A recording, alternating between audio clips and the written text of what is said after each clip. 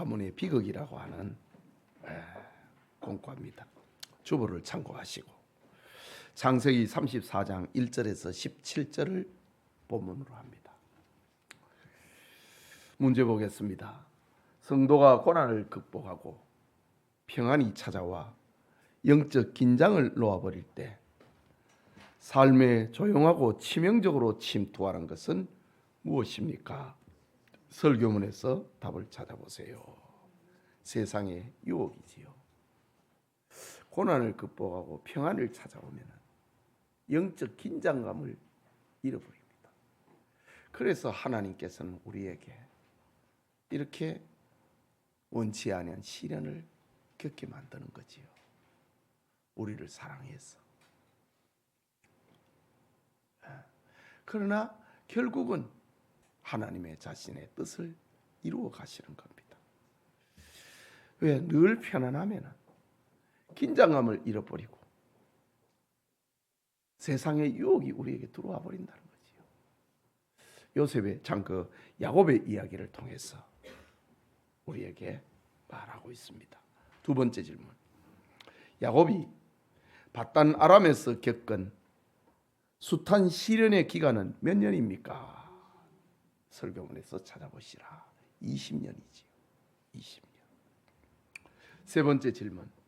하나님과 씨름하는 자라는 뜻을 가진 야곱의 새 이름은 무엇입니까? 이스라엘. 야곱은 이스라엘이라고 하는 이름 자체가 하나님과 떼어놓을 수 없는 삶이라는 거지요. 하나님과 씨름하면서 살아야 되는데 고난과 시련이 다 없어져 버리고 평안이 찾아오니까 하나님하고 씨름할 일이 없어져 버린 겁니다. 그러니까 이 야곱은 자기 이름을 놓쳐버린 겁니다. 하나님과 씨름하는 그런 삶을 놓쳐버렸지요. 그래서 비극이 찾아오게 되는 겁니다. 네 번째 질문. 야곱의 딸을 욕되게 한 히위 족속 중 하몰의 아들인 그 땅의 추장의 이름은 무엇입니까? 34장 2절에 세겜. 고대의 여러 지명들은 사람의 이름을 따라서 지명을 짓습니다. 하몰이라고 하는 사람이 자기 아들이 너무 귀해서 아들을 추장이 되고 난 다음에 그 성읍의 이름을 세겜으로 고쳤다. 베델이라고 하는 이름도 그렇지요. 본래 거기에서 불리던 이름은 루스였습니다.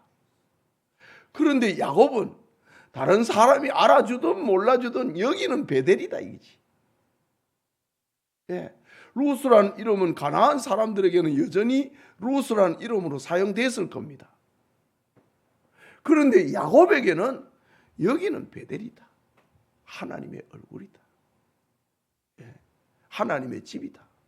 이렇게 이름을 짓지요. 이 세겜이라고 하는 이름도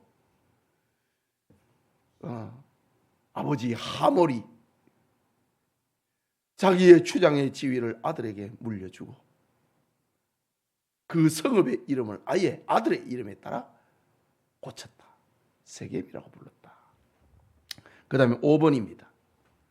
부모가 영적 긴장감이 없이 세상 문화에 안주하고 신앙교육을 방치할 때 자녀의 영혼은 결국 어디로 가게 됩니까?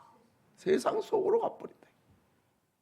바로 야곱의 아들들과 야곱의 딸 디나가 보여주고 있습니다. 신앙교육 안 하면은 때가 되고 철이 들면은 하나님 잘 믿겠지. 그건 자기 생각이라. 세상이 그만 놔두지 않습니다. 세상 속으로 끌고 가버린다 이지. 이게 세상이라고 하는 속성입니다.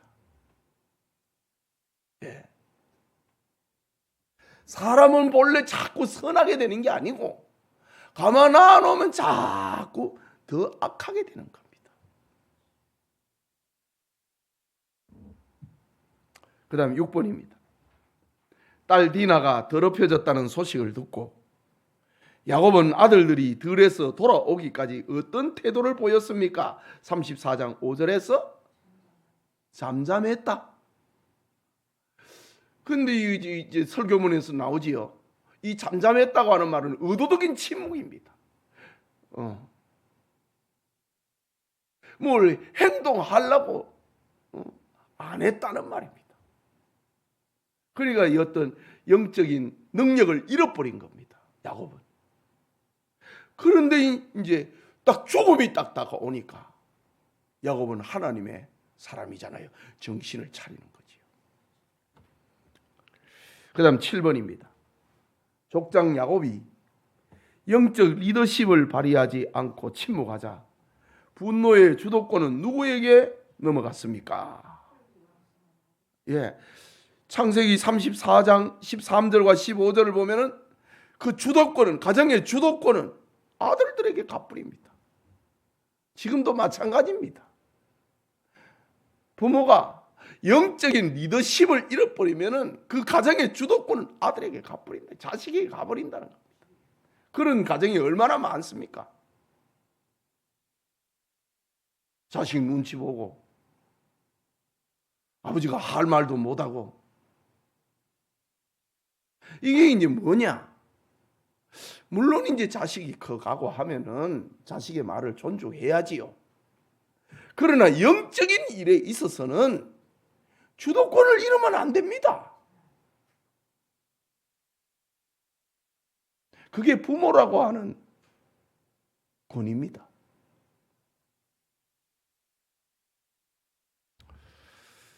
자, 8번에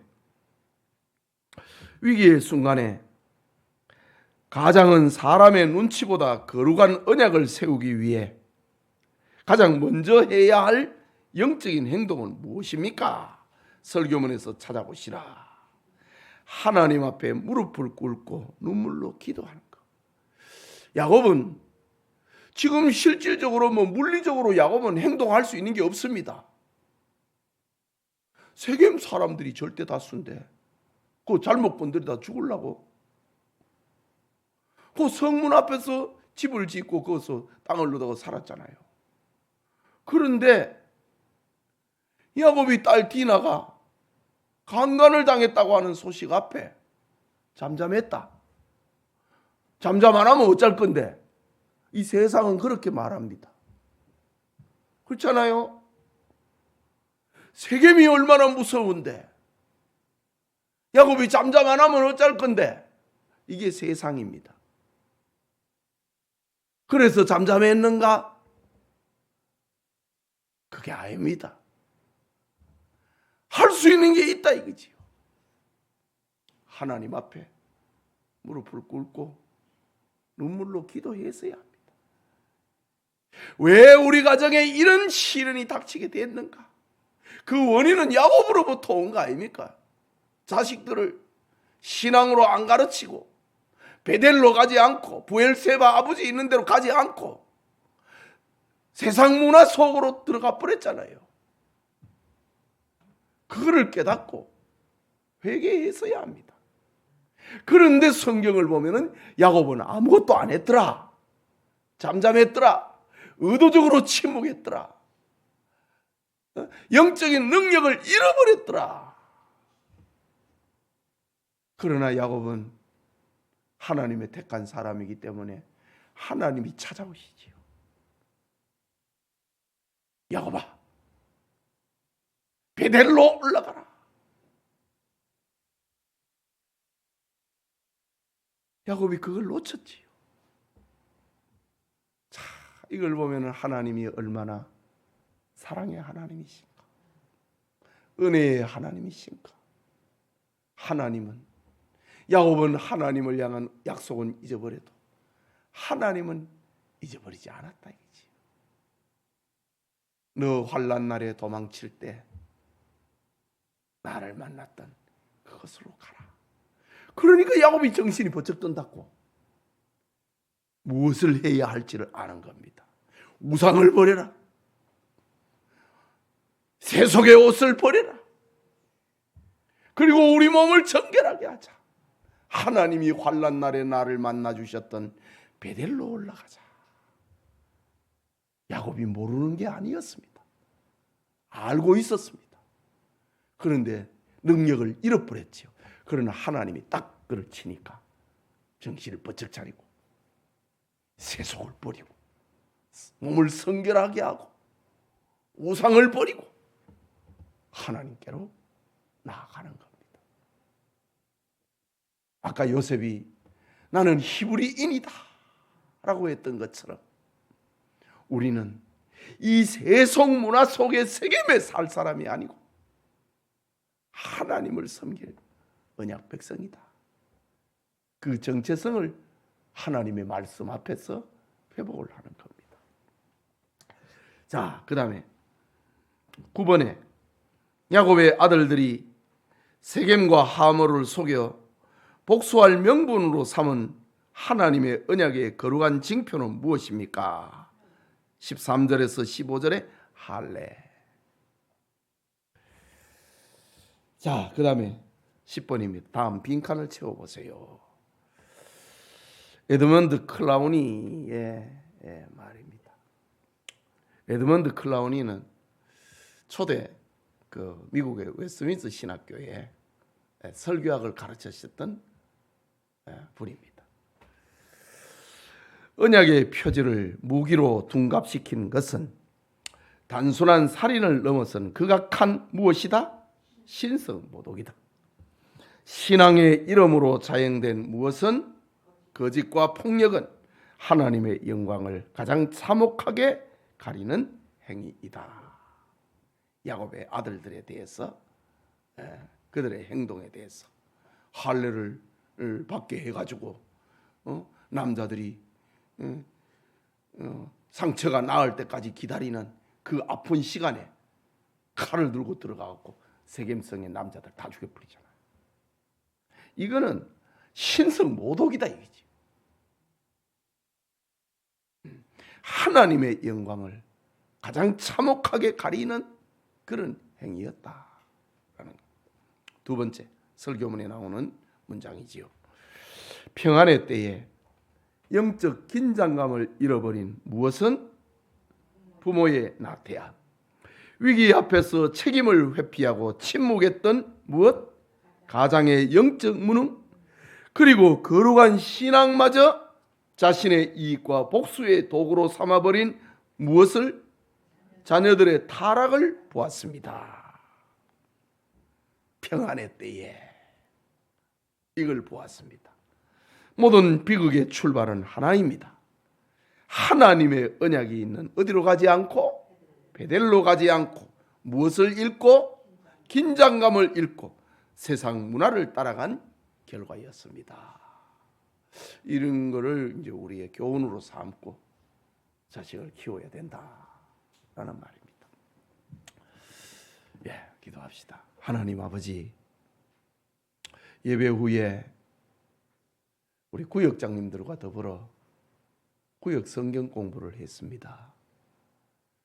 구역장님들에게 믿음을 주시고 이 구역 공부를 잘 모임에 소화하고 응용을 하는 그런 지혜를 주시옵소서.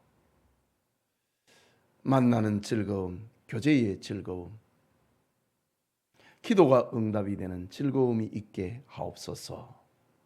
예수님의 이름으로 기도합니다. 아멘.